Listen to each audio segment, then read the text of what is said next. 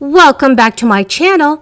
I hope that you're all having a wonderful and blessed Thursday morning. Here's your fourth stimulus check update and daily news report, everyone. Some of you can receive a new check this month, which is awesome news. President Joe Biden now has to decide whether he will accept the Senate's new bipartisan offer. This Friday evening, everyone, I will be announcing the winner of this week's $75 Amazon gift card giveaway. Please enter my giveaway. All you have to do is subscribe to my channel, like this video, and remember to leave a comment below. Thank you so much, everyone. Unemployment rebates mean additional money from the Internal Revenue Service has made its way to some taxpayers. Others, however, continue to wait for their refunds. The rebates come from people who paid taxes on their 2020 unemployment benefits. The American Rescue Plan, which was signed on March 11th, changed existing regulations so that taxpayers who earned less than $150,000 in a year in modified adjusted gross income to exclude compensation up to $20,400 for married couples filing jointly and $10,200 for other eligible taxpayers. The IRS is refunding the difference. The amounts of the refunds will vary and not everyone will qualify. Single taxpayers with simple returns, such as those filed by taxpayers who did not claim children or any refundable tax credits, began receiving refunds on May 6. The second phase will include married, filing jointly taxpayers with more complex returns. The IRS has not announced when it will start distributing the second round of payments, other than to say it would be sometime in June. The first round went to some 2.8 million taxpayers. An additional 10 million could still qualify. Those refunds will come in the form of a direct deposit.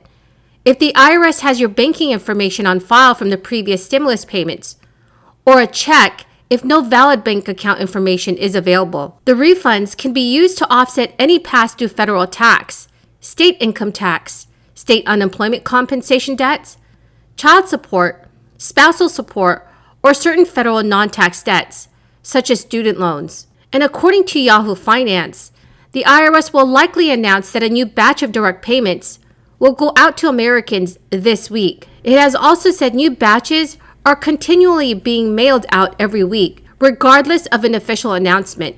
Democrats and Republicans say that they have at least one point of policy agreement. The country desperately needs investment in its infrastructure.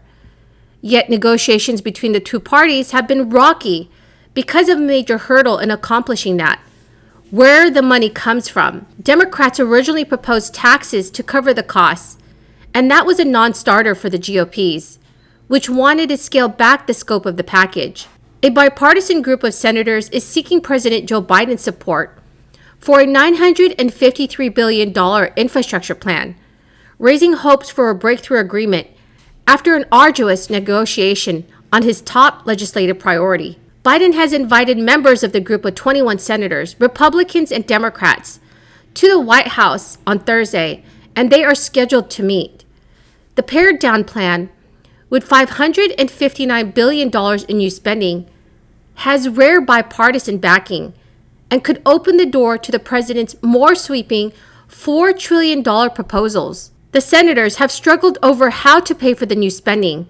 The tentative framework tapped previously allocated broadband funds to help cover some of the $65 billion cost. According to details from a person familiar with the proposal, who spoke on the condition of anonymity to discuss the negotiations, the White House and Democratic leaders cast a bipartisan proposal as a positive development.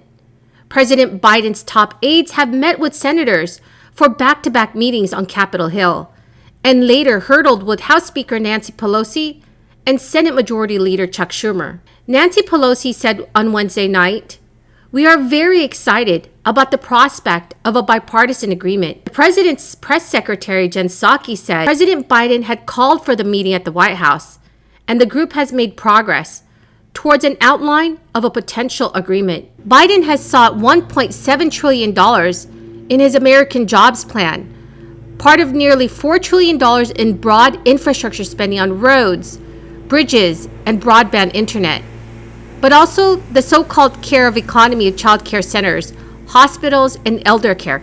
With Republicans opposed to Biden's proposed corporate tax rate increase from 21% to 28%, the group has looked at other ways to raise revenue. President Biden rejected their idea to allow gas taxes paid at the pump to rise with inflation, viewing it as financial burden on American drivers. Jen Psaki said the senior staff to the president had 2 productive meetings with the bipartisan group at the Capitol. The White House team was huddled late into the evening with the Democratic leaders. Senate Majority Leader Chuck Schumer said the leaders support the concepts they have heard from the bipartisan negotiations, so we may see lawmakers finally pass an infrastructure package before the end of this week. Everyone, that is the end of the video for this morning. I truly hope you found this video helpful. Please enter the $75 Amazon gift card giveaway. All you need to do is subscribe to my channel, share and like this video, and please remember to leave a comment below. Thank you so much, everyone, and have a wonderful and blessed Thursday morning. The Majority Leader. First, I have a message for the information of the Senate. I understand there's an important meeting at the White House this morning that several members are attending. So in order to accommodate, the first vote will start at 10:45, not at 11. And we're going to have to move quickly on that vote so people can get their votes done and get to the White House. So members, please take notice. On nominations, before we reach the conclusion of the June work period, the Senate will confirm yet another one of President Biden's highly qualified nominees to the federal bench, Candace Jackson Akawumi, to serve on the 7th Circuit Court of Appeals.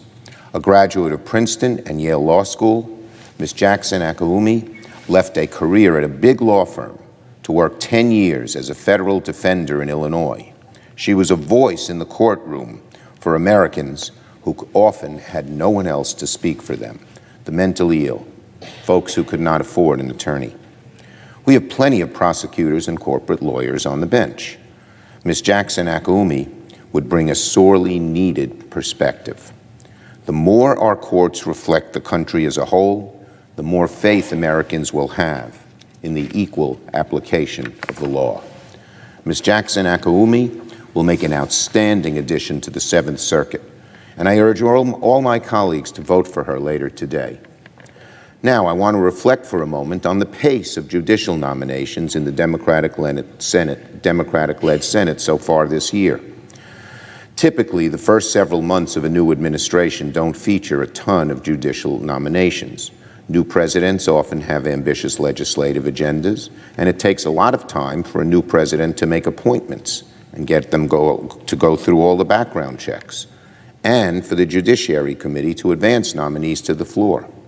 So, in administrations past, the first 6 months are a fallow period for judges. For all the focus that the Republican leader put on judges during the previous administration, the Senate only confirmed one district or circuit judge before July 4th,